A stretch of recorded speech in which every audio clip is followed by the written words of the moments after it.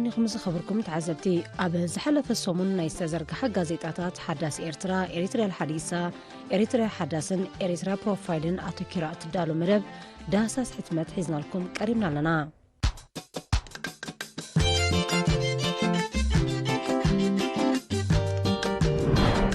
ኣብ ዓምዲ ሓፂር ዛንታ ናይ ጋዜጣ ሓዳስ ኤርትራ ንሳን ጊዜን ዘርእሱ ቁም ነገር ሓዘል ጽሑፍ ቀሪቡ ነታ ኣጠራቂማ ዛዕደገታ ሓዳስ ክብርቲ ዲጂታል ሰዓት ኣፊት ዓራታ ሰቐለታ ዝባና ናብ መንደቓ ጸጊዓ ኣፊታ ክትሪኣ ደስ ይብላ ኣብ ነፍሲ ወከፍ ካሊት እትህቦ ድምፅን ኣብ ጊዜ ጸላም እትፈጥሮ መብራትን ስምዕኒ ረኣይኒ ትብላ ስለ ዝመስላ ደጋጊማ ትዕዘባ እታ ሰዓት ደቂቕ ካልኢትን ንኡስ ካልኢትን ስለ እትሕብር ምስ ትህርመት ጊዜ ብቐጻሊ ትዕልል ዝያዳ ዝደቐቐ ዝርዝር ጊዜ እትሕብር ሰዓት ካ ብሃገት 24 ዓመት ክትመልእ ናይ ደቓይቕ ሕቶ እዩ ጽባሕ በዓል ልደት እዩ ሙኻን ጽባሕ ዝብል ስለ ዘለኹ ድሕሪ ፍርቂ ሰዓት ማለት እኳዩ ከመይለ ክንዲ ዝኣክል ጌጋ ኣብ ልዕሊ ጊዜ ዝፍጽም ዘለኹ ኣብ መዕቀን ጊዜ ብዝገበረቶ ጉድለት ኣማረረት ጊዜ ዘይኽብር ቅድሚ ሰዓት ምፍጣራ ዝተወልደ ክኸውን ኣለዎ ዝገርመኒ ሰዓት ኣሲሮም ሰዓት ዘይኽብሩ ምህላዎም እዩ እቲ ሞርኣይዎ እቲ ኣፊትክ ዘሎ ረጊድ ሃዝራት ብዛዕባ ጊዜ ክዛረብ ጊዜ ይዝሕልፍ ከምዛ ናትኪ ሓዳስ ሰዓት ህያብ ሂቤዮስ ክንዲ ዝርያ ክረኣየላ ይውዕላ ኣሎ ዝብል ድምፂ ኣብ እዛና መጻ ብዝረኣየቶ ዝኸበረ ሰዓት ኣሲሩ እቲ ዝሎንጌ ናብቲ ድግስ ዝመጸ ነበረ ከይዳ ኣብ እዝኑ ሕሹኽ በለቶ ሰላሒሉ ወፀ እንታይ ላቶ ትኸውን ሰረበራላዊ መልመስቲ ኣብ ዓምዲ ጥዕና ተዳሲሱ ሰረበራላዊ መልመስቲ ኣብ ምዕባል ሓንጎል ብሰንኪ ዝፍጠር ዘይንቡር ጸገም ወይውን ኣብኡ ብሰንኪ ዝኽሰት መጉዳእቲ ናብ ምንቅስቓስን ምውሃድን ጸገም ምርኣይ ማለት እዩ እዚ ብፍላይ ኣብ ህጻናት ዝረአ ልሙድ ናይ መስኒ ጸገም እዩ ኩሉ እነካይዶ ንጥፈታት ብሓንጎልና እዩ ዝምራሕ ክንቀሳቐስ ዝገብረና ጭዋዳታ ዝቝጸር ክፍሊ ሓንጎል ዝኾነ ዕንወት ምዘጋጥሙ ወይ እዚ ንምንቅስቓስና ዝቋጻጸር ክፍሊ ሓንጎል ምስ ዕድመና ብግቡእ ምስ ዘይምዕብል ግዳይ ሰረበላዊ መልመስቲ ንኸውን ምልክታት ሰረበላዊ መልመስቲ ካብን ናብን ክፈላለይ ይኽእል እዩ ብመንጸሩ ዝውሃብ ኣጋባብ ፍወሳ ዝተፈላለዩ ይርከቦ ኣብ ዓምዲ ባህልን ስነ ጥበብን ኣብ ስድራ ቤተይ ተውህቦ ስነ ጥበብ ኣሎ ካብኡ ዝነቐለ ኸይኮነ ኣይተርፍን ብዝበሎ ኣነ እውን ተውህቦ ስለ ዘለኒ ካብ ንእስነተይ ምስኣል ከም ጀመርኩ እዝክር የግዳስ ክሳባት ጸቢቐ ዝዓቢ ዝሰኣልኮ ነሰብ የርኢ ኣይነበርኩን ማቴዎስ ኣብ 1953 ኣብ ኣስመራ ዝተወልደን ዝዓበየን ኣርቲስት እዩ ንሱ ብዛዕባ ስነ ጥበብ ቅባእ ክገልጽ ከሎ ስነ ጥበብ ቅባእ ምስ ምፍጣር ወዲ ሰብ ዝተቐልቀለ ስምዒትና ሓሳባትና ራእይና እንገልጸሉ ታሪኽ ባህሊ ምህዞም ፈጠራን እንዕቅበሉ እንስንደሉ እነማዕብለሉን እነሰጋግረሉን ድልድል እዩ ክንዲ ዝኾነ ስራሓተይ ኣብዚ ኣመላኽታዚ ዝተሰረተ ይመስለኒ ይብል ካብ ዓምድን ባህልን ስነ ጥበብን ከይወፀና ብተገዳላይ ፍሳሐ ተኽላይ ቀይ ሽብር ዝተጻሕፈት ዕንበባ ኣብ ረመዝ ዘርእስታ ጦብላሕታ ዝኽርታት ገሊ ጸሓፊ እትገለጽ መጽሓፍ ቀዳም 12 ጥቅምቲ ኣብ ሲነማ ሮማ ምስ ኣንበብቲ ተላለያ ኣብቲ ብርክት ዝበሉ ዕድማት ኣጋይሽ ቤተሰብ ደራሲ ስነ ጥበበኛታት ማሕበረሰብ ስነ ጽሑፍ ተሳተፎ መደብ ምስ ጸሓፊ ትሕዝቶ መጽሓፍን ዘላሊ ዝተፈላለዩ መደባት ቀሪቡ ብፈሪሓ ኣሕመድ ዝተደርሰት ደሴት ቁጽርታት 2 ዘርእሳ መጽሓፍ ብዕለት 4 ጥቅምቲ 2025 ኣብ ኣዳራሽ ኤርትሮ ጀርመን ምስ ኣንበብቲ ተላለያ ኣብቲ ናይ ምልላይ መደብ ገምጋም ኣንበብቲ ቃል ደራሲት ቁጽራዊ ውድድራት ቁጽራዊ ድራማ ምርኢት ማቴማጂክ ዘጠቓልል ዝተፈላለዩ መደባት ቀሪቡ ኣብ ዓምዲ ሸባብ ንኡስ ዓምዲ ሓሳባት ፍልጠት አንጓዕ መንእሰይ ምዃኑ ተገሊጹ ሰብ ከምቲ ኣካላዊ ጥዕናን ጥንካረን ንኽህልዎ ስሩዕ ኣካላዊ ምንቅስቓስ ስሩዕን ዝተመጣጠነ ኣመጋግባን ሓገዛቶምን ከዘውትር ዘለዎ ስነ ኣእምራዊ ጥንካረ ብስለትን ንኽህልዎ እውን ብስሩዕ ከይባትኸ ፍልጠት ክመርር ንዝማዕረሮ ፍልጠት ናብ ምርምር ቀይሩ ኣእምሮ ብምንቅስቓስ ንዓንዱዳ ተሓሳስቦ ክፍትኖምን ከትርሮምን የድልዩ እዚ ዕዮዚ ከይባትኽካ ክንጠፍ ዘለዎ እወታዊ ልምዲ እዩ ካብዛ ዘለኻዮ መዓልቲ ዝጅምር ክሳብ ብሂወት ዘለኻ እውን ክዕመም ዝግባእ ክቡር ልምዲ እዩ ዕላምኡ ድማ ከላ ኣይኮነን ብቑዕ ሰብ ንምዃን እዩ ኣብዛ ከከም ብቕዓትካ እትእንገድ ዓለም ኩልንትናዊ ሰብኣዊ ብቕዓት እንተወኒንካ ኣብ ሂወት ግቡእ እንግዶ ትረክብ ብቕዓት ንኽትውንን ድማ ጸጋታት ክትውንን ኣለካ ናይ ፍልጠት ጸጋ ናይ ክእለት ጸጋ ናይ ዲስፕሊን ጸጋ ናይ ጥዕና ጸጋ ናይ ስነልቦና ጸጋ ናይ ቁጠባ ጸጋ ወዘተ ገለ ካብቲ ንሰብኣዊ ብቕዓትና መሰረት ዝኾኖ ጸጋታት እዩ ብተወሳኺ ኣብ ዓምዲ ሸባብ ንኡስ ዓምዲ ልቦና እቲ ዝቐትል ቀመም ንዝብል ዝተጻሕፈ ኣነቓቕሓ ዛንታ ይጸንሐና ኣብ ዓምዲ መዛነይ ካብ ዝቐረቡ ዛዕባታት ምኹስኳስ እወታዊ ኣተሓሳስባ ንኽትሕጐስ ካብ ውርያት ጸሓፍቲ ጥቕሳት ዓወትን ይጸንሑና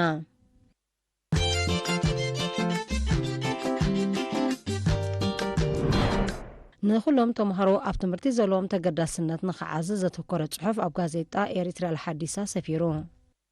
ኣብ ዓምዲ መልሓቕ ኣልኣደብ ወኣልፈኑን እቲ ካልእ ቃልስና ጽነት ኣብ ትሕቲ ዝብል ንገዲም ተገዳላይ ስነ ጥበባዊ ምስኩን ዘራይ ኣበርክቱ ኣብ ስነ ጥበብ ዘላሊ ትሕዝቶ ንረክብ ኣብ ዓምዲ ካብ ገጻት ማሕበራዊ መራኸቢ ካብ ቃልሲ ኤርትራ እንመሃሮ ዘይሃስስ ትውፊት ስርሒት ፈንቀል ዘጉልሕ ዶክሜንታሪ ፊልም ዝምልከት ርእቶ ቀሪቡ እዛ ዶክሜንታሪ ነቲ ብሰላሕታ ዝፍጸም ግን ከዓ መሰረታዊ ዕዮ ናይተን መብዛሕትኡ እዋን መስተንክራዊ ኣበርክቶ ዘይንቕበሉ ማለት ነተን ብልዑል ጥንቃቐ ብዛዕባ ኣቀማምጣ ዓቕምን ጸላኢ ሓበሬታ ዝመርራ ኣሃዱታት ወተሃደራዊ ስለያ ነተን ሓደገኛ ፈንጅታት እናጸረጋ ናብ ዓወት ዘብጽሓ መንገዲ ዘጣጥሓ ኣሃዱታት ሃንደሳ ነተን ካብ ጸላኢ ንዝትኮስ ጠያየት መኸወሉ እኳ ኣብ ዘይርከበሉ ቴንዳታት ነቒተን ውግኣት ዝቐበላ ኣሃዱታት መጥባሕቲ ሕክምና ነተን መግቢ ተጋዳላይ ኣጽዋርን ተኮስቶን ብስሉጥን ከም ዝቐርብ ዝገብረ ኣሃዱታት ዕደላ ሎጂስቲክ ከምኡ ድማ ነቶም ትብዓቶም ንትብዓት እቶም ዝስእልዎም ተጋደልቲ ብዝዳረግ ኣብ ማእከል ኩናት ኣትዮም ውዕሎ ኩናት ስንዱ ሰብ ካሜራ እተጉልሕ ኮይና ረኺብያ ጠቒሱ ክቕይር ዘይክእል ንኤርትራ ልኡላዊ ዋንነት ቀይሕ ባሕሪ ናፃ ናይ መጽናዕቲ መድረኽ መሲሉ ንርእሱ ሆርን ረቪው ኢሉ ዝሰሚ ኣብ ኣዲስ ኣበባ ዝመደበሩ መርበብ ሓበሬታ ኣብ ቀረባ እዋናት ሓደ ጠገለ ዝጎደሎ ጽሑፍ ኣስፊሩ ነይሩ ኣብቲ ኤርትራን ክትቅላዕ ኣብ ኤርትራ ጸንሓ ሃገራዊ ኣፍልጦ ኢትዮጵያ ምስ እትስርዞ ዝብል ጽሑፍ ኢትዮጵያ ናይ ኤርትራ ልኡላውነት ክትሓከኽ ከም እትኽእል ገይሩ ብብዙሕ ናይ ፖሊሲ ሓረጋ ሸፋፊኑ ትንተኑ ኣቕሪቦ ኣሎ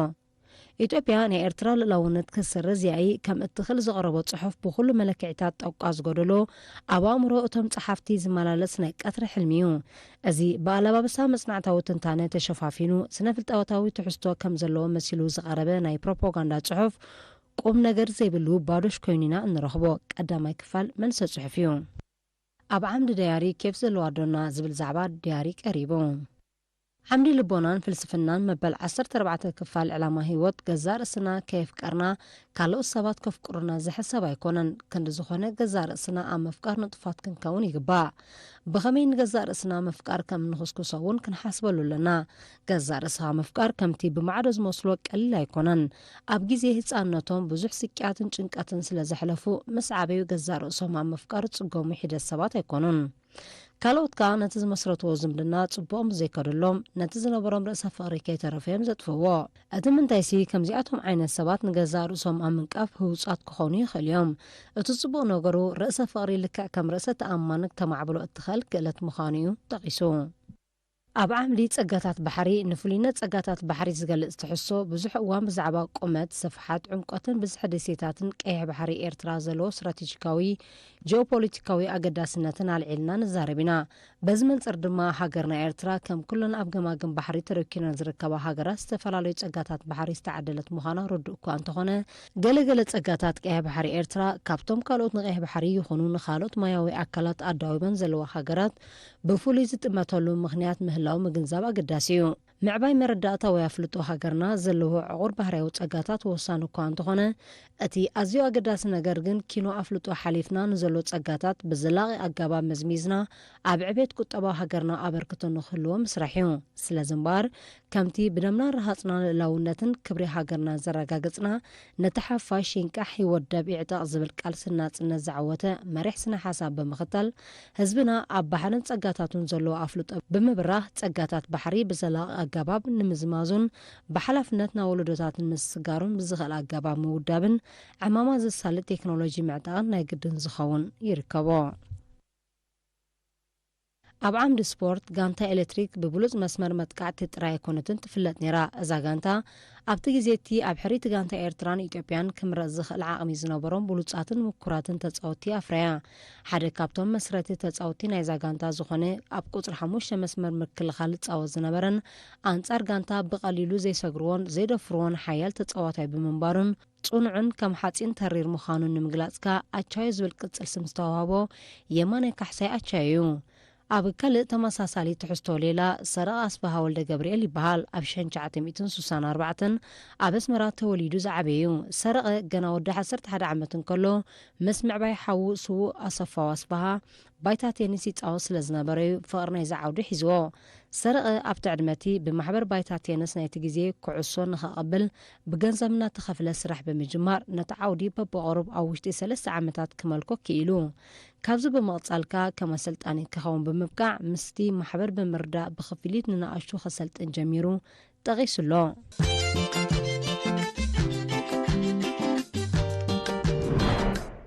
ኣብ ዓምዲ ደልኣባብ መበል ሳልሳይ ክፋል ተኸታታሊ ዛንታ ዕጹም ዓውቴ ድራሩ ቀሪባላ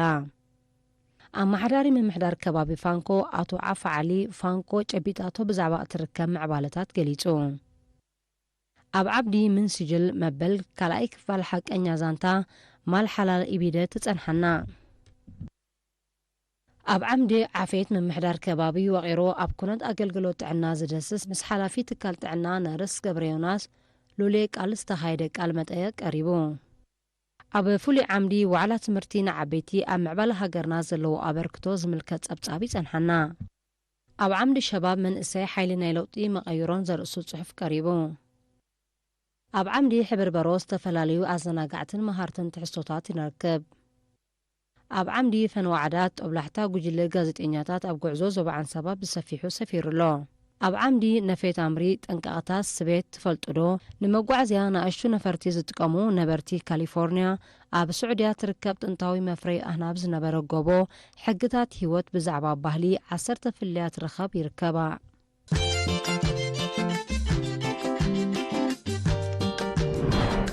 ኣብ ዓምዲ ዲቨሎፕመንት ኤርትራ ዝተኸተለቶ ህዝቢ ብቐዳምነት ሰርዐ መትከላት ልምዓት ተዳሲሶም ኣብ ዓምዲ ስፖትላይት ትምህርቲ ንዓበይቲ ኣብ ምዕባለ ሃገር ዘለዎ ተራን ተዳሲሱ ኣብ ዓምዲ ኦፒንየን ናጽነት ኤርትራ ብቓልሲ ዝተጨበጠ እምበር ብፍታው ዝኾነት ዝተመጠወ ዘይምዃኑ ብጭብጥታት ዝተሰነየ ትሕዝቶ ሰፊሩ ኣብ ዓምዲ ኦፒንየን ኤንድ ኣናላይሲስ ሕንከት ዘይብሉ ክሲ ሰልፊ ብልጽግና ውሽጣዊ ድኻማትን ውድቀታትን ንምኽዋል ዝተሃንደሰ ምዃኑ ተገሊጹ ኣብ ዓምዲ Q&A ኤርትራ ብደረጃ ዓለም ጎዳኢ ልምዲ ክሽቦ ኣብ ምውጋድ ቀዳሚት ሃገር ንኽትከውን ዝኽእለ ዓማማት ተሰላስል ከም ዘላ ተሓቢሩ ኣብ ዓምዲ ቁጠባን ዋኒንን ካርል ማርክስን ርእሰ ማልነት ዝድስስ ትሕዝቶ ሰፊሩ ኣብ ዓምዲ ሓሳባት መበል 66 ክፋል ሕብረተሰብ ካበይ ናበይ ብኸመይ ህዝቢ ኤርትራ ካብ ግዜ ቃልሲ ኣትሒዙ ማሕበራዊ ፍትሒ ዝነግሰላ መጻት ኤርትራ ንምህናጽ ብሓሳብን ተግባርን ብዙሕ ሰሪሕ እዩ ጽባሕ ናጽነት ህዝባዊ ግንባር ዘውፅኦ ሃገራዊ ቻርተር ኤርትራ ምእንቲ ዴሞክራሲ ፍትሕን ራህዋን ዝሰፈኖ መጻኢ ነዚ ፒከት ዘልዕሎን ኪኑን ብንጹር ዝገልጽ ቃል ኪዳን ዝህብን መንግስቲ ኢልካ ክግለጽ ይካል ኣብዚ ምዕራፍ ድማ ሓሓሊፍና ገለ ትሕዝቶ ክነቕርብ ኢና ፈለማ ግን ድሕርቲ ሃገራዊ ቻርተር ዘሎ መትከላ ዘነጽር መእተዊ ናይቲ ቻርተር ከም ዘሎ ነቕርቦ ኤርትራ ሎሚ ኣብ ኣፍደገ ሓድሽ ምዕራፍ ታሪኽ ትርከባላ እቲ ን50 ዓመታት ኣብ ቅድሚያን ቅድሚ ህዝባን ከም ዓቢ እምባ ተገቲሩ ዝነበረ ዕማም ምብራር መግዛእትን ምጭባጥ ሃገራዊ ናጽነትን ክብረትን ተፈጺሙ እዩ ህዝቢ ኤርትራ ኸ ንመጀመርታ ግዜ ኣብ ታሪኹ ጎይታ ሃገሩ ኮይኑ መጻዩ ኣብ ኢዱ ጨቢጥዎ ኣሎ እዚ ንብዙሓት ሕልሚ ኮይኑ ዝሰርፍ ይመስል እኳ እንተነበረ ጋህዲ ኮይኑሎ ኣንጻር ብዓቕሚ ኣዝዮም ጸብለል ዝበሉና ጸላእቲ ብዘይጠቅም ናይ ወጻኢ ሓገዝ ኣብ ህዝብናን ዓቕሚ ሃገርናን ብምትእማን ብምምርካስን ከቢድ መስዋዕቲ እናኸፈልና ብሓቦ ብጽንዓት ብፖለቲካዊ ብስለትን ናይ ስራሕ መሃዝነትን ንጸላኢ ኣብ ምምካት ከይተሓጸርና መሰረት ናጻ ሃገርና እናንበርና ብምግዳል ኣብ መጨረሻ ድማ ሙሉእ ህዝቢ ብንቕሓትን ወንን ኣብ ተሳተፎ ረፈረንደም 99.8 ሚእታዊት ናይቲ ደገፍ ድምፂ ብምሃብ ዝተጨበጠ ብምዃኑ ብዘይ ምግናን ኣብ ታሪኽ ሓርነታዊ ምንቅስቓሳት ሂደት መወዳድርቲ ዘለዎ እዩ ናይ ህዝቢ ኤርትራን ፖለቲካዊ መሪሕነቱን ብቕዓትን ብስለትን ምስክርን መርአያን ድማ እዩ ወለዶታ ዘይቀዱ ቋንቋ ብዝብል ኣብ ጎደናታት ኣስመራ ዝኽሪ 50 ዓመት ህልቂት ኣስመራን ከባቢያን ይዝከረሉ ኣብ ዝነበረ እዋን እዩ ኣብ ከባቢ መሸጣ ዓሳ ፊት ምምሕዳር ዞባ ማእከል ኣብ 1975 ብስርዓት ደርግ ኣብ ልዕሊ ሰላማዊ ህዝቢ ዝወረደ ግፍዕታት ዘንጸባርቕ ስእላዊ መግለፂ ቀሪቡ ነይሩ በቲ ከባቢ ዝሓልፍ ዝነበረ ሰብ ድማ እቲ ዝፈለጠ ናብቲ ቦታ ኣላጊሱ ነቲ ስእልታት ክዕዘብ ከስተንትን ከሎ ናይቲ ኣጋጣሚ ኣፋፍኖ ዘይነበሮኻ እዚ መደብ ደኣ ናይ ምንታይ እዩ ኢሉ ዝሓትት ውሕድ ኣይነበረን ኣብ ከም ዝጋጣሚ ሓንቲ ኣብ ክሊ ዕድመ 7 ዝርከበ ኣደ እቲ ተኣኪቡ ዝነበረ ህዝቢ ናይ ነገር ደሓን ድዩ ከጣየቓ ተኣለያ ንሓንቲ ኣብ ስግር ጽርግያ ዝነበረት መንእሰይ ቀሪብ ኢለን ከመይ ሓዲር ክዛጓለይ እዚ ሰብ ደኣ ናይ ደሓን ድዩ ንጉሆ ምድሪ ሓተታ ደሓን እዩ ደ ኣብዚ ሓደ ፕሮግራም ኣሎ እንታይ ምዃኑ እዚ ዝበልክዮ ناي جالري اكزيبيشن انت يبلك زاغوالي ادي اكزيبيشن يو انت يختبل انت معرغوالي انت يزي خلو تبليو زلخي دجيمان كبرهلن حاتتا نتزرب اب غونتا منسي كوينوم كسمعو صنحو كلتا منسيات نابن قربيلهم اتحفتنا اذن عباي سبيتي بروجرام ناي جالري اكزيبيشن الكينمو انت يلين كبلخي دحر مبال اتمستنادس تجمر زررب قصلو عد ازب مغنيات تقدم 5 عامات اب اسمرا بسرعه الدرك استفصمه اسق غفعتات نمذكر تدالو مدبيو از تزرجي حزلو اسال دما نتوم ابت وان بصلا استقاتلو نصحان زيغاتاتنا زغلصيو ابت غزي ابينيركن تذكرودو بمبال غب مغلصي نايت مدب حابون يركبو اب عمدي سدرابيت فقرن حونتن متان كنترف محرت كيرنا لنا اب تحت زبل اتينا يموت حدقا اب كبابي موداتا فيرماتا عد ابيتيو بشوعات مسكرم كتشين سران حموشنا قاتيمو مرح مكينا زنبرا اتو سعيد حاسبو عبد الامين كوينو نتا امسمر كابنا مريم ناب عد ابيتو تقعز نبرت ناي كتما مقعزا مريحو نخده نت سراح حديرو ببشلتا نغزو اتو زنبرا اتو صقاي كبده ابراهام بمكينا حريمو متزبط حدقا اوريدلو اتو صقاي كبده دما دقو سدرابيتو فتوتون مسارحتون بعبي دما دق عدو ابسترخبلو بشمون تمسكرم 2025 عبدك بيتروس نوزوبا سرجا بخبز بلسنا سرعت حمد ادم لبيسوم او عدا بيتو ابزر كمن بربيتهم كا سدرا بيت فصامي حرغا بزي مقراس تساتفو نبر حزن تفصيمو نزي تفصمه موت صعبه حرغا معلبن مغباركا كلتيم سدرا بيتات بمنغدي كاب كلتيم زوصاتنا عرق خميته زدل مردا مستغبره بعلت 10 تقمتي 2025 امونغوزوم كلتا سدرا بيتات كهناتن مشايخن وكلت عدن بيتسب كلتيو سدرا بيتن ابسترخبلو وقعوني عرق سنسرعات تفصيمو اب كلايني موداتان كفال كغير زي كان ايرترا لوان نتقح بحري بخلو عالم لخاوتو مكروسينا كويت كاب عراق ناميبيا كاب دوب افريقيا يغباناس بولو مسل كحساتات ايرترا بزي ولاول بزي مات المسلا خطقموليا ايثيوبيا بعقباو قمت ب10 بليون دولار زغمت عداي صبيالو عند حرتي استسبر عدلات اب قمت اتيو كابزن لعلي بزح متن كتحتاتيا ناصنت ايرترا اواغع دغازاتو يكونن كنيو حلمتن تألمتن زي حكخن زل عالم النبارنيو ناتنت كبور رمز خفنالو بسماعتنت كازا وحسنايو بعالم لخاو حقز تأمنالونيو ناتنت إيرترا كارابو موطاتيخون بفخاراتات ويني عقل تصبج روحاتات أفلوت أمسراز زي مسراز كحكا زي كالحكيو إيرترا بتهديد كتنبركخ الكازي حسابيو إيرترا تشغرورلو ويتفرحالو فخراي لن للاو نتا ما نمزي تناخفون زي سبرنيو كل جهراتات اب تحت إيرترا يسبابرني حمششنبر أي عوتن أز تاريخ إيرتران زمسكريو يركبو اب عمدي لمعات حرشا تمري امن زوادوب دنكالات تدهسيسو اب حرشا مفرا تمري زنطفو حرستوت او وقتي فريامنت التخلي حرز خطولو ميلالو درجة عبيت فريون محلاو نابعداقا قريبو تمرات سفران مقبارون نتسعك اي فرقرب نايت التخلي اب درجة ناي مبسال زي بتسحابت انكاغ بمقراط ياليو بانصارو كابعوافن كالو تتصاباتي تمقبتون مكلخال دما استفلالو ميلاتات يقومو بسيلو أمرايز بتصحفرة تمريك أيح وأرانشنا وحبري حز تمرين تنكاره هنصت أكلات تعاز زمنجو حابتام تحسو بركز بلو معدنات فيتامينات بروتين سلزلو تتقامي وزحيو تتقيسو اب عمدي من هنا وهناك كوف الكاز حاوف كايون كاب صموا زغلاغله كان كرسي اغرمتي بهلتات مرعى اب عالم مغريچ او اب حدا سدراز نبرو كلبن دمون طنقفتح سب حدار كخون كم زخاله تغليصو مكان انسسا اوكلاند فلي عينته بي كمستولد افريطوم يركبا اب عمدي الاسره استفلالي سدرابيت تقاس مهارتن حبريتان تحستوي صنحنا اب عمدت عنا حلوة نسهنا أداون تعنا بزبل كامل أكلاتنا اب قدام زركبو نقرات بزي عرفتي متن خافز قبر أداونايو سلازي قبوط ريت أداونا محلاو نتعنا خات عنا سرابيت كانك تحلو زخل بلوت ميلاك المكنك كنت عنا تبهيري تكاس تنك حمام زخونو تهواسيان بخمين محلالفو أداونا إنا شعب قبو مس إنعتسب كم حمام سرعة استنفاسن وتساتن زامسولو استفلالي حمامات المكل خالي خل تتغيسون اب عمدي تنتان زينا وعلى السلام كلاي مبرأن وصيتون تداسيسو ابز حلفك النيات بريزيدنت حبرات منغستات امريكا دونالد ترامب قدماي مينستر اسرائيل ቢንያሚን ኔታንያሁን ኣብ ጉዳይ ኩናት ጋዛ ኣብ ስምምዕ ከም ዝበጽሑ ዝዝከር እዩ። በዝኻ ኣብ መጀመርያ ናይ ሰሙን ፕረዚደንት ዶናልድ ትራምፕ ናብ ግብፂ ተጓዒዙ ኣብቲ ታሪኻዊ ምንባሩ ዝተነገረሉ ዋዕላ ሰላም ማእከላይ ምብራቕ ከም ዝተሳተፈ ይፍለጥ። ብመሰረቲ ኣብ መንጎ ፕረዚደንት ትራምፕን ቀዳማይ ሚኒስተር ኔታንያሁን ዝተበጽሐ ስምምዕ ኣብ ቀዳማይ እብረናይቲ ስምምዕ ሰላም ኩላቶም ብምንቅስቓስ ሓማስ ጅሆ ተታሒዞም 20 እስራኤላውያን ናብ ሃገሮም ከም እተመልሱ ሚኒስተር ምክልኻል እስራኤል ዝሕብር። ኣብ ዓምዲ ሪፖርታጅ ንእሽቶ ኤክስፖ ኣብ ሕምብርቲ ማይሚነ ዘርእሱ ጸብጻብ ቀሪቡ። ኣብ ትሕዝቱ እዚ ፌስቲቫል ቅነ ውዳቤታት መንእስያት ምምሕዳራት ከባቢታት ድማ ነዚ ሃብትን ጸጋታትን ዝንምጉላሕ ንምብርባርን ዝዓለመ እዩ። እዚ ኣብታ ርእሰ ከተማ ቋሓይን ዝኾነ ጥዑም ዝኣየራ ቦታ ዘይተበከለ ንጹህ ልቢ ግርህናን ቦታ ሕትሞን ካብቲ ዘለዎ እናተማቐለ እናተደጋገፈን ዝነብር ህዝቢ ቦታ ባህልን ወግዕን ዝኾነት ምጩት ከተማ ማይሚነ ዝተኣንገደ ፌስቲቫል ኣብ እዋን ገርፍን ኣዝመራን ማሕረስን ጎላጉልን ጸሃያይ ምሕላው ኣካልን ዓጺንን ጉንኣ መሸላን ምስራሕ ቅሚጦም መኼዳን ዓውዲ እቶትን መርዓን ደርዓን ወፈራ ቤት ሕጽኖትን ቅንያት ኣሸንዳ ሃንሰ መስቀለ ብፍላይ ከዓ ሰማይ ብደበና ግጥም ኢሉ ተስፋ ሓረሳይ ክብ ምስ በለ ዝድረፍ ወጉዕታትን ልምድናትን ሕብረተሰብ ናይቲ ከባቢዮም ከም ዘለዎ ምስ ድንግል ትሕዝቶ ግጥሙን ዜምኡን ብወኒ ከቕርቡ ተራእዮም ተቒሱ። ኣብ ዓምዲ ማህደር ጀጋኑ መበል 23 ናይ መወዳእታ ክፋል ተገዳላይ ካብ ጉስነት ክሳብ ማስተርነት 10 ክፍሊ ንምጅማር ኣብ ኣስመራ መዕቀቢ መምሃሪ ገንዘብ ሲኢነ ኣብ ዝተጨነቕኩሉ ግዜ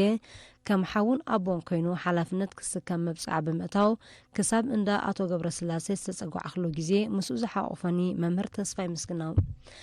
ተስፋይ ምስግናውን ካብ ሜዳ ምስ ተመለስኩ ዳግም ተረኺብና ነርና። ዋላ እኳ ኣብ ኣዲስ ኣበባ ይነብር እንተነበረ ገጽ ንገጽ ክንራኸብ በቂዕና ኢና። ኣብ 2017 ኣቢሉኻ ካብዛ ዓለም ብሞት ተፈልዩ። ኣቦይን 3 ኣሕዋተይን ብሂወት ኣይጸንሑኑን። ኣደይን ቤና ናፍራ ኣብ ዝተባህለ ዓዲ ትግራይ ጸኒሓትኒ። ጥሪት የለ ንብረት ብድኽነት ተበሊዓ ቤና ተጨቢጣት ጸኒሓትኒ። ድሕሪ ናጽነት ምስ ኤልሳ ገብረ ረቢ ተመርዒና ፊሊሞን ኣውካ ሳሮን ዝተባህሉ 3 ደቂ ወሊድና። ኣብ 1997 ብሕክምና ቀዳማይ ዲግሪ፣ ኣብ 2001-2002 ኣብ ሃገረ ኢታሊ ሮማ ብማስትሬ ዲግሪ፣ ብ1994 ኣብ ሃገረ ኬና ብኮሚኒቲ ቤዝድ ፓብሊክ ሄልስ ኣድቫንስ ዲፕሎም ተመረቕኩ። ካብ 2004 ክሳብ 2011 ከዓ ከም ሓላፊ ጥዕና ዞባ ደቡባዊ ቀይ ባሕሪ ኣገልገልኩ። ድሕሪኡ ምምሕዳርን ፋይናንስን ሚኒስትሪ ጥዕና ዞባ ጋሽባርካ ኮይነ እነጥፍ ኣለኹ።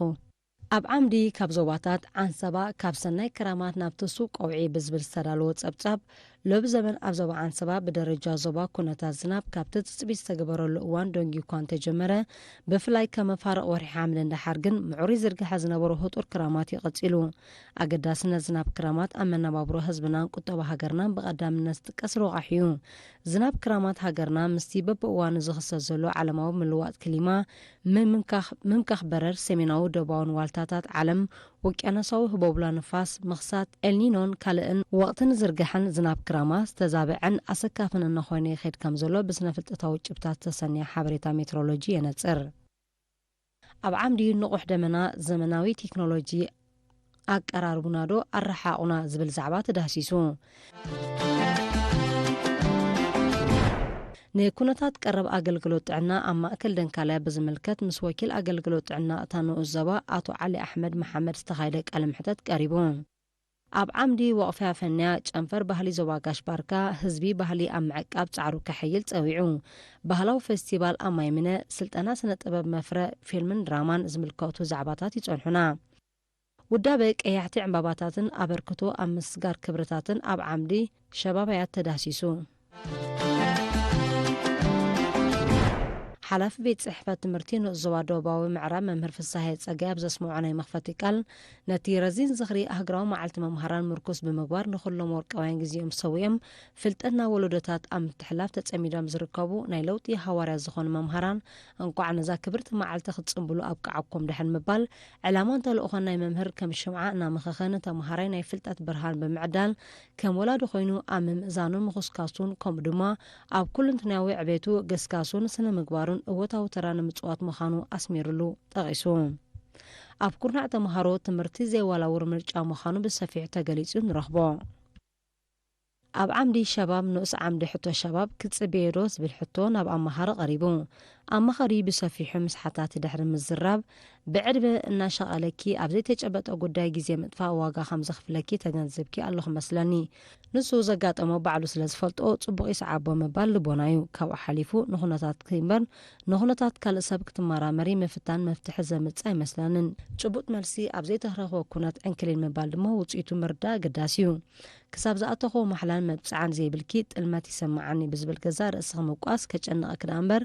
ዝሕግዘኪ ኣይመስለንን ዝርከቦ ምኽሪ ለጊሱላ ኣብ ዓምዲ ፍረጻዕሪ ምርኢት ዝኽሪ ዓለምለኻዊ መዓልትታት መግብን ምውጋድ ድኽነትን ተዳሲሱ ኣብቲ መደብ ንኽልቲኡ መዓልትታት ኣመልኪቶም ወኪል ሚኒስተር ሕርሻ ኣቶ ተኽለኣብ ምስግና ወኪል ፕሮግራም ልምዓት ውድብ ሕቡራት ሃገራት ኣብ ኤርትራ ሚስተር ፓርላሜን በያይ ብኣካል ተረኺቦም ቃል ከስምዑ ከለዉ ወኪል ውድብ መግብን ሕርሻን ኣብ ኤርትራ ሚስ ኣሪላ ግሌኒ ድማ ብመንገዲ ቪድዮ ቃል ኣስሚዓ መንግስቲ ኤርትራ ንምርጋእ ዘላቒ ውሕስነት መግቢ ከም ቀዳምነት ሰሪዑ ክሰርሓሉ ከም ጸንሐን ካብ 2024 ጀሚሩ ድማ ንምርጋጽ ውሕስን መኣዛውን መግቢ ንኹሉ ኣብ ኩሉ ብዝብል መሪሕ ቴማ ምስ ዝተፈላለዩ መሻርክቲ ኣካላት ይሰርሓሉ ጠቒሱ ኣብ ሕሳብ ምትሕሳብ ብዝብል ዝቐረበ ካልኣይ ክፋል ትሕዝቶ መምህር ጊደውን ኣባይን መምህር ብእምነት ተኽለዝግን ምስቶም ስልጠና ዝሃበዎ መምሃራን ሕሳብ ኣብ ብዙሕ መዳያትዮም ብኽፉት ልቢ ተመያይጦም እቲ ካልእ ተዘራርብሉ ምዘና ኣሰስመንት ዝበሃል እዩ ይብል መምህር ብእምነት ሓደ መምህር ፈተና ክህብ ከሎ እቲ ፈተና ነቲ ተምሃራይ ክመዝነላ ጥራይ ክኸውን የብሉን መምህር ምዘና ወይ ፈተና ክህብ እንከሎ መጀመርያ ንገዛእ ርእሱ ዝፍተሸላ ክትከውን ኣለዋ ኣብ እታ ፈተና ብዙሓት ተምሃሮ እንተተሪፎም መምህር ተመሊሱ ምስ ገዛእ ርእሱ ክላዘብ ዘለዎ ኣነ ነዛ ርእሲ እዚኣ ጸቒጦዶ ምሂርያ ነቲ ተምሃራይ ብዝረድኦ መንገዲ ዶ ምሂርያ ዶ ኢሉ ንገዛእ ርእሱ ክሓትት ኣለዎ ይርከቦ ኣብ ዓምዲ ተርሙማ እቲ መርማሪ ቆልዓ መበል 15 ክፋል ዛንታ ንምሉጻት ተምሃሮ 8ይ ክፍሊ መጽሓፍ ተበርኪቱሎም ሕቶ ተመሳቐለ ሓበሬታ ይርከባ ኣብ ዓምዲ ደቂ ኣንስትዮ ውዳበ ማለት ደቂ ሰብ ዘለና ዕላማታት ንምፍጻም ኣብ መንጎና እንምስርቶ ስሩዕን ፍሉጥን ዝምድነታት እዩ እዚ ባህራዊ ዕድመን ጾታን ዘይፈሊ ሰባት ነቲ በብውልቅና ክንበጽሖ ዘይንኽእል ዕላማታት ክውን ኣብ ምግባር ዝኽእልና ኣመር እዩ ስለዚ ውዳበ ሰብ ንጥቀመሉ ኢሉ ዝመሃዞ ሰብኣዊ ዓቕምን ናውቲ ዕዮን ዘወሃድ ኣገዳሲ መሳርሒ እዩ ኩሉ ብዘይግቡእ ውዳበ ዝካየድ ንጥፈት ድማ ውፅኢት ክህልዎ ኣይክእልን እዩ ሃገራዊ ማሕበር ደቂ ኣንስትዮ ኤርትራ ድማ ካብ እዋን ምምስራት ጀሚሩ ኣብ ዝሓለፈ 46 ዓመታት ሃገራዊ ናጽነት ምጉንጻፍን ምዕሩይ ዕድላት መላእ ህዝቢ ብሓፈሻን ደቂ ኣንስትዮ ድማ ብፍላይ ንምርጋጽ ከም ዕላማ ሒዙ ዝዓዪ ኣብ ታሪኽና ዘይነዓቕ ተራ ዝነበሮን ዘለዎን ሃገራዊ ውዳበ እዩ እዚ ኣስታት 400,000 ውድባት ኣባላት ዘለዎ ማሕበር ብቐንዱ ኣብ ደቂ ኣንስትዮ ዘተኮሩ ዝተፈላለዩ ንጥፈታት ይዓምም ሓደ ካብቲ ሃማዴ ከም ዕላማ ሒዙ ዝሰርሓሉ መዳይ እውን መስፋሕ ውዳቤታት እዩ ሃማዴ ዝዓመኑ ንጥፈታት ንሎሚ ንጎኒ ገዲፍና ግን ኣብ ረብሓታት ናይ ውዳበ ገለ ክንብል ውዳበ ኪነ ቁፅሪ ዝኸይድ ኣብ ዓቕምን ዓይነትን ኣባላቱን ዝምርኮስ ረቂቕ ኣመር እዩ ገዚፍ ቁፅሪ ኣባላት ምህላው ብመጠኑ ዝዓበየ ስራሕ ክዕማም ስለ ዝሕግዝ ኣገዳሲ እዩ እንተኾነ ኣባላት ሓደ ውዳበ ኣብቲ ነቲ ውዳበ ዝቆም ዕላማታት ናይቲ ማሕበር ናይ ሓባርን ቁኑዕን መረዳእታ ምስ ዘይህልዎም ኣድማዕነት ናይቲ ዝሰርሕዎ ስራሕ ብኣሉታ ይጽሎሞ ቁፅሪ ንበይኑ ትርጉም ኣልቦ ይኸውን ኣብ ዓምዲ ምን ሁና ወሁናክ ዝተፈላለዩ ኣገረምትን ማሕበርትን ሓበሬታታት ይጸንሑና ኣብ ዓምዲ ዚርዓ ወቂቕ ቲሳድ ከባቢ ፋንኮ ኣብ ጉዕዞ ልምዓትን ምዕባለን ዝተወስደ መደባት ተቓሊሑ ኣብ ዓምዲ ዋሓት ኣልጢፍል ዝተፈላለዩ ንጻና ዝምጡ ኣዘናጋዕትን መሃርትን ትሕሶታት ይርከቡ ኣብ ዓምዲ ኣልሰርዋ ኣልባሕርያ ንኣገዳስነት ምሕደራ ድሕነትን ባሕርን ጸጋታቱን ዘለዎ ኣሰራርሓ ተዳሲሱ ኣብ ዓምዲ ኣልተቓሪር ንኤችኤምፒቪ ቫይረስ ድስስ ትሕሶ ቀሪቡ ኣብ ማሓዳሪ ንዞባ ሓበሩ ኣቶ ፉቱይ ገብረ መስቀል ንሓፈሻዊ ምዕባለታት ብዝምልከት ዝሃቦ ሓበሬታ ንረክብ ቀዋሚት ወኪል መንግስቲ ኤርትራ ኣብ ውድብ ሕቡራት ሃገራት ኣምባሳደር ሶፊያ ተስፋ ማርያም ኣብ መበል 19 መንፈቃዊ ዋዕላ ሚኒስተራት ምንቅስቓስ ሻራ ዘይብላን ሃገራት ዘስማዓቶ መደረ ሙሉእ ትሕሱ ቀሪቡ ኣብ ዓምዲ ስፖትላይት ንትውፊት ኤርትራ ኣብ ምርጋጽ ዘላቒ ውሕስነት መግቢ ዘጉልሕ ትሕሶ ንረክብ ኣብ ዓምዲ ካልቸር ኤንድ ኣርቲስት ንስነ ስርዓት መርዓን ወውዒታቱን ኣብ ሕብረተሰብ ኤርትራ ዘለዎ ክብርን ኣመታቱን ተገሊጹ ኣብ ዓምዲ ሪፖርታጅ በኣጋጣሚ ዓለማዊ መዓልቲ መግቢ ሓበራዊ ቃልሲ ኣንጻር ድኽነት ድርቅን ብዝብል ቴማ ናይ ዝተጋብአ ኣጋጣሚ ጸብጻብ ቀሪቡ ኣብ ዓምዲ ለተርስቱ ዘ ኤዲተር ጽልዋ ብልሂ ሞባይል ቴሌፎናት ኣብ ምዕባለ ህጻናት ኣመታቱን ተገሊጹ ዝኸበርኩም ተዓዘብትና ንሎሚ ዝተዳለወ ትሕዝቶ መደብና ኣብ ዝተፈጺሙሎ ሰላም